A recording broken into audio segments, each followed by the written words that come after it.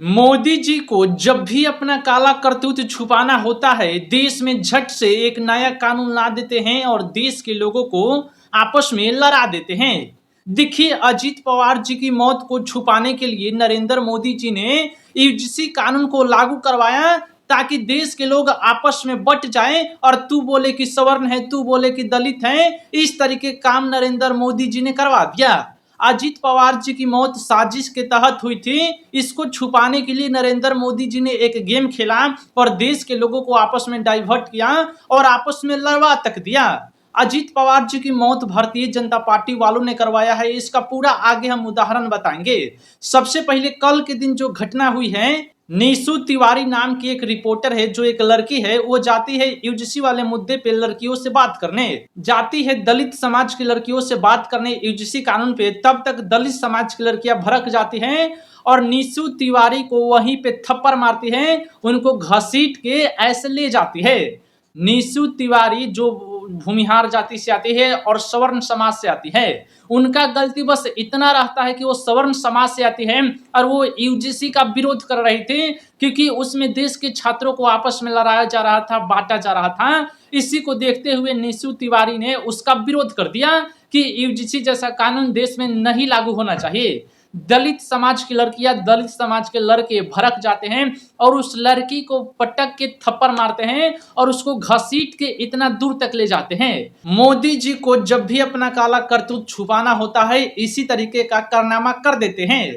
देश में ये जो लड़ाई झगड़े हो रहे हैं यूजीसी कानून के लेकर, दलित समाज के लोग समर्थन कर रहे हैं और सवर्ण समाज के लोग इसका विरोध कर रहे हैं कि ये गलत कानून है। और देखा जाए, अगर नेचुरल तरीके से देखा जाए, तो ये कानून पूरी तरीके से गलत है। किसी के ऊपर भी इतना दबाव डालना कहीं ना कहीं पूरी तरीके से गलत है। और नरेंद्र मोदी जी का मकसद ही था कि देश के लोगों को आपस में लड़ाना है और अजीत पवार जी की मौत को छुपाना है। उनकी मौत कैसे हुई, क्या आप सभी को मालूम है? देखिए, बॉम्बे में भारतीय जनता पार्टी ने एक बहुत ही बड़ा घोटाला किया था। लगभग 40,000 करोड़ की घोटाला किया था और अजीत पवार जी के पास पूरा सबूत था। अपने बैग में लेकर चटर फ्लाइट से वो जा रहे थे पुणे की तरफ और साजिश के तहत उनके साथ ऐसा किया गया कि उनका फ्लाइट को ही गड्ढे में लाके ब्लास्ट कर दिया गया और ये पूरा साजिश के तहत हुआ है। और उसी समय यूजीसी कानून को लागू कर दिया। लगभग 2-3 दिन मौत की हुई थी अजीत पवार जी की, 2-3 दिन बाद ही यूजीसी कानून को लागू कर दिया, ताकि देश के लोग इस पे सवाल ना करें कि उनकी मौत कैसे हुई। देश के लोग तो आपस में लड़के मर जाएंगे या फिर इस पे कोई सवाल ही नहीं उठाएगा। उनका मकसद सिर्फ ये था। और बाद में तो यूजीसी कानून बैक हो ही गया, सुप्रीम कोर्ट ने रोक लगा दिया कि पूरी तरीके से गलत है। इसका मतलब आप सभी लोग समझिए कि उनका सिर्फ ये मुद्दा दबाना था, किसी को मालूम ना चले। 40,000 करोड़ से भी ज्यादा घोटाले का उनके पास पूरा प्रूफ था। इसी की वजह से अब कुछ लोग बोलेंगे कि यार वो भी तो बीजेपी के साथ ही थे।